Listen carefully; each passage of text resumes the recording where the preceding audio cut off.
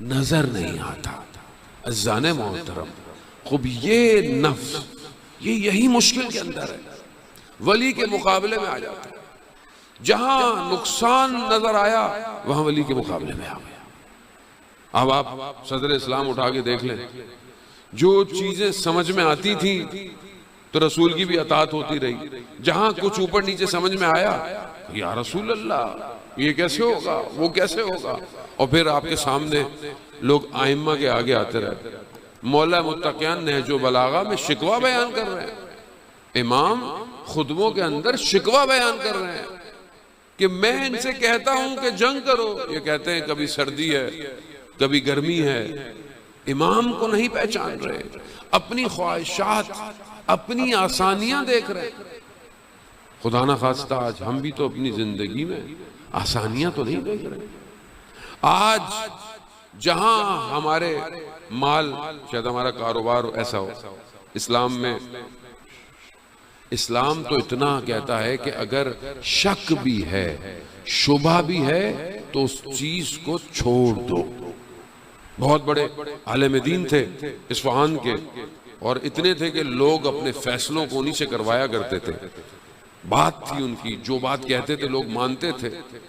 ایک بہت بڑے تاجر نے انہیں اپنے گھر پہ کھانے پہ بلایا، گھر پہ کھانے بلایا۔ جب کھانا نہ کھلا دیا تو ایک زمین کی سند تھی، اس کے ڈاکومنٹ، زمین متنازع تھی، مشکل تھی۔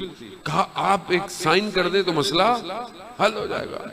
وہ بھی غصہ آ گیا، یہ اٹھ کھڑے انہوں نے پھاڑ دیا۔ کہا تم نے مجھے کھانا رشوت کے لیے کھلایا؟ وہ کہتے ہیں گئے پانی کے حوض پہ بیٹھ کر، بڑی عمر تھی، کہا انگلیاں ڈالتے رہے کہ آخری نوالا باہر آ جائے۔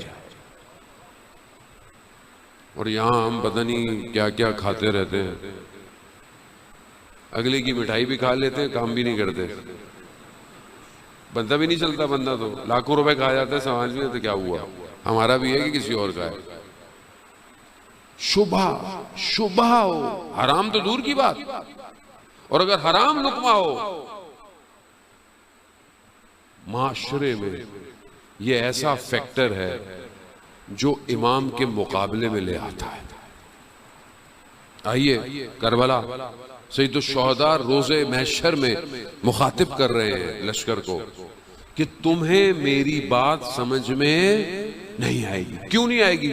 تمہارے شکموں میں حرام لقمہ ہے۔ حرام لقمہ کیا کرتا ہے؟ وہ انسان کو، آج اگر میری نماز قضا ہو رہی ہے، آج اگر میں خدا نہ خواستہ گناہ کر رہا ہوں، سب سے پہلے اپنا لقمہ چیک کریں۔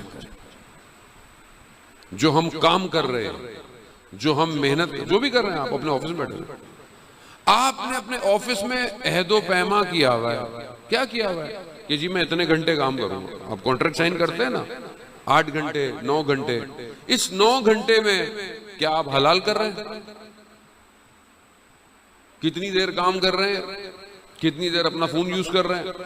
کتنی دیر اپنے ادھر ادھر کے کاموں میں لگایا ہوا ہے؟ اگر آپ کا آفس والے خود آپ کو اجازت دے تو صحیح ہے، ورنہ آپ ان گھنٹوں کے اندر جو پیسے لے رہے ہیں وہ حرام ہے۔ پھر ہم کہتے ہیں حرام کہاں سے آیا ہمارے پاس؟ ہو ہی نہیں سکتا انسان حلال کھائے اور خدا کی عبادت میں کانپے نہیں، ہو ہی نہیں سکتا۔ اصل رزق ہے اس لیے کہ انسان عبادت میں کھڑا ہو، نہ کھا کر گناہ کرے۔ اسی لیے جب کھانا آپ کے ہاتھ میں ہو تو جو آداب ہیں کھانے کے وہ کیوں بتائے گئے ہیں؟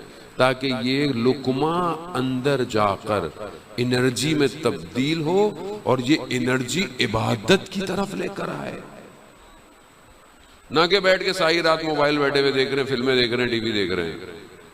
بس جانے موت حلال وقت معین ہے۔ اگر آپ اپنے عہد و پیما سے ہٹتے ہیں حرام ہے، انسان حرام کما رہا ہے۔ یا تو انسان میں اتنی شرافت ہو کہ انسان خود لکھتا رہے کہ اتنی دیر میں نے 15 منٹ 20 منٹ اپنا کام کیا، آخر میں جمع کرے کہ بھئی اتنے گھنٹے بن گئے مہینے کے، اور دے اپنے آفس والوں کو HR کو کہ اتنے گھنٹے کے پیسے کاٹ لینا پڑے. اتنا ایماندار اگر معاشرہ ہو جائے تو کل ظہور ہو جائے. ایسی تو ہوگا، اور کہاں ہوگا؟ امام کہاں آئیں گے؟ امام اس شخص کے پاس کہاں سے آئے؟ عزیزان محترم، یہی عوامل ہیں کہ انسان اپنے عہد و پیما میں سب سے پہلے لڑکھڑا رہا. عہد و پیما نہیں ہے انسان.